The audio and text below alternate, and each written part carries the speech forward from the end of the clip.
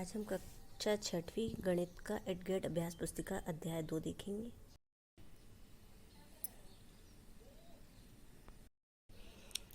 कक्षा 6वीं अध्याय 2 पूर्ण संख्या, इसके बारे में आज हम ये हल करेंगे। हम इसमें परवर्ती और पूर्ववर्ती संख्याओं को जानेंगे। जैसा कि हमें पता है परवर्ती संख्याएं क्या होती हैं, जो एक आगे की हो। जैसे कि 9 है तो 10 अर्थात एक बढ़ जाता है, हम एक प्लस भी कर सकते हैं। और पूर्ववर्ती अर्थात एक माइनस हो जाता है। अगर हम 7 का पूर्ववर्ती देखें तो एक घटा दीजिए, 6 का 5, 5 का 4, एक घट जाएगा। पूर्ववर्ती में एक संख्या घट जाती है और परवर्ती में एक संख्या बढ़ जाती है। ये प्रश्नों को देखेंगे।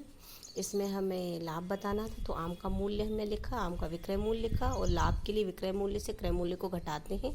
तो विक्रय मूल्य से हम क्रय मूल्य को घटाएंगे तो ये हमारा उत्तर आ जाएगा, अर्थात लाभ। अगला प्रश्न, मीना एक पंक्ति में हमें इसमें ज्ञात करना है कि 125 पंक्तियों में पौधों की संख्या। तो एक पंक्ति में 65 थी और 125 पंक्तियों में, तो दोनों का गुणा कर देंगे तो आ जाएगा 8125।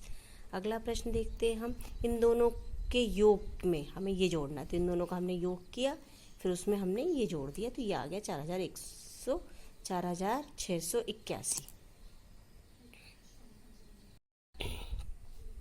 ऑब्जेक्टिव क्वेश्चनों को हम देखेंगे। पहले का उत्तर है प्राकृतिक संख्या, दूसरे का उत्तर है 2/0। क्योंकि 2 में अगर 0 का भाग जाता है तो अनंत आता है, इसको हम परिभाषित नहीं कर सकते। तीसरे का उत्तर है सी वाला 0। सबसे छोटी पूर्ण संख्या 0 से शुरू होती है। 999 की पूर्ववर्ती तथा परवर्ती संख्याओं का गुणनफल होता है। अर्थात पूर्ववर्ती मतलब इसमें हम एक जोड़ देंगे तो 1000 आ जाएगा, और परवर्ती अर्थात एक घटा देंगे तो 998 आ जाएगा। दोनों का गुणनफल तो हमने गुणनफल कर दिया, तो ये जाएगा 9,98,000। अगला प्रश्न, सबसे छोटी पूर्ण संख्या और उसकी परवर्ती संख्या का गुणनफल। सबसे छोटी पूर्ण संख्या 0 होती है और उसकी परवर्ती संख्या 1 होती है, दोनों का गुणनफल 0 आएगा। हमें इसमें बताना है पूर्ववर्ती नहीं है। कौन सी प्राकृतिक संख्या है जिसका पूर्ववर्ती नहीं है? तो प्राकृतिक संख्या 1 होता है जिसका कोई भी पूर्ववर्ती नहीं होता। पूर्ववर्ती हम एक कम करेंगे तो 0 प्राकृतिक संख्या नहीं होती। अगला प्रश्न, हमें 2 उपयोग बताना है। तो लंबाई मापने के लिए करते हैं हम पूर्ण संख्याओं का, और तापमान मापने के लिए करते हैं। अगले प्रश्न में हमें प्राकृतिक संख्या लिखनी है 3। तो 998 के बाद 3 अर्थात एक हम जोड़ देंगे। पर परवर्ती क्या होता है, जिसमें एक संख्या अगली संख्या, तो एक जुड़ जाएगा। ये देखिए अगली संख्या इस तरह से निकाल लेंगे, फिर लगातार लिखेंगे 999, 1000 और 1001। अगले प्रश्न में हम देखेंगे कि कमीजें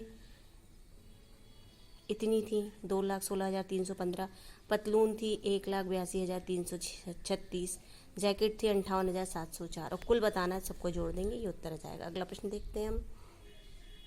हमें बताना है कि 25 में जोड़ा जाए और 25 में घटाया जाए, तो उन दोनों का योग, दोनों संख्याओं का योग। तो जोड़ दिया तो 30 आ गई, घटा दिया तो 20 आ गई, 30 और 20 को हमने जोड़ दिया तो 50 आ गया। अगला प्रश्न देखते हैं हम।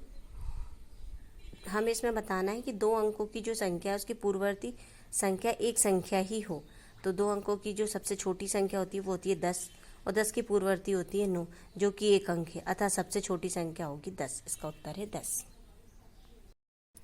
अगले प्रश्न में हमें 1, 2, 4, 5 को मिलाकर एक बड़ी संख्या और एक छोटी संख्या, जिसमें पहले और अंतिम अंक को बदलने पर 4 से पूरी तरह विभाजित हो जाए, ऐसी संख्या बनानी है।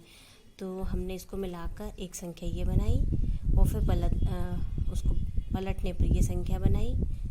3 संख्याओं को पलटा था, और ये संख्या बनेगी एक छोटी और एक बड़ी, 1452 और 5412। अगला प्रश्न हम देखते हैं।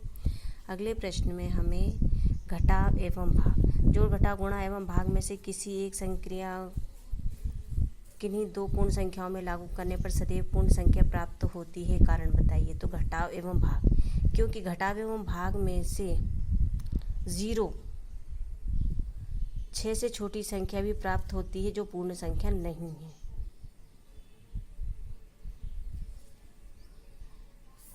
पूर्ण संख्या नहीं है। अगला प्रश्न हम देखते हैं। इसमें हमें क्या बताना है कि हाँ या नहीं। तो नहीं, क्योंकि 2024 जो था वो लीप वर्ष था, इससे फरवरी 29 दिनों की होती है। हर साल थोड़ी लीप वर्ष होता है। अगला प्रश्न हम देखते हैं। एक साथ जीरो का उपयोग करते हुए अधिकतम मूल्य निर्धारित कर रुपए में लिखिए, जिसे आप अपनी गुल्लक में डाल सकते हैं। प्रत्येक अंक का एक ही बार प्रयोग करना है, तो हमें एक साथ और जीरो और अधिकतम बनाना है, तो सबसे पहले हम बड़ी संख्या लेंगे, फिर छोटी, फिर उससे छोटी, तो ये हो जाएगा 710 रुपये, जो कि गुल्लक में डालने के लिए अधिकतम मूल्य होगा।